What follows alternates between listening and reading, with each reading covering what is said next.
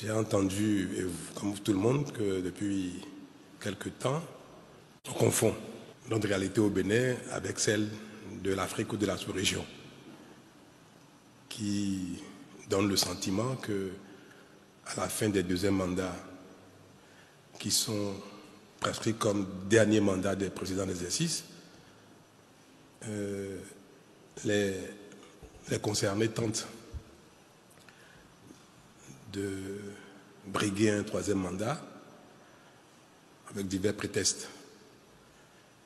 Et cela a tellement traumatisé les peuples africains que désormais on soupçonne tout le monde, à la fin du deuxième mandat, de chercher les voies et moyens pour contourner les dispositions constitutionnelles, que pourtant tout le monde accepte. On les consigne dans la Constitution, et puis à la fin, on trouve les moyens de chercher un troisième, un quatrième mandat. Mais moi, j'ai quand même espéré que cette question est derrière nous depuis un temps. Le Bénin fait son chemin. C'est vrai, nous n'avons de leçons à donner à personne, mais nous faisons notre chemin de manière admirable, n'est-ce pas? En tout cas, de la manière dont nous-mêmes nous observons nos efforts.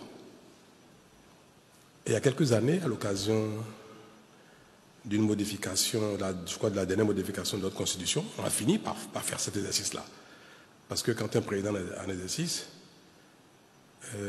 il lui est pratiquement interdit de toucher la Constitution, quel que soit le motif, parce qu'on soupçonne de placer une virgule à tête de modification et puis de décréter que c'est une nouvelle Constitution ou une nouvelle République, pour remettre les compteurs à zéro, le compteur de décompte des mandats.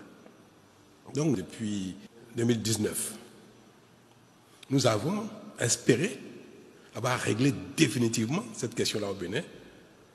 Et à mon initiative, nous avons précisé dans la Constitution que nul ne peut de sa vie exercer plus de 2 mandats, que la Constitution soit nouvelle, qu'il s'agisse d'une nouvelle république, qu'il s'agisse de quoi que ce soit. Aucun vivant au Bénin ne peut faire plus de 2 mandats en qualité de président de la République.